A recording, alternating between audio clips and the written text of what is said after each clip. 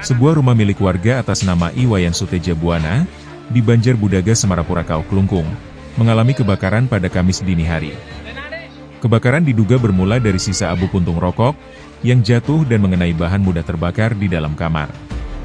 Di lokasi kejadian juga ditemukan tabung gas LPG 12 kg. Api dengan cepat membesar dan membakar bangunan Balai Dangin. Pemilik rumah yang panik sempat berupaya melakukan penanganan awal, sebelum akhirnya melaporkan kejadian tersebut ke Mako Pemadam Kebakaran Kabupaten Klungkung.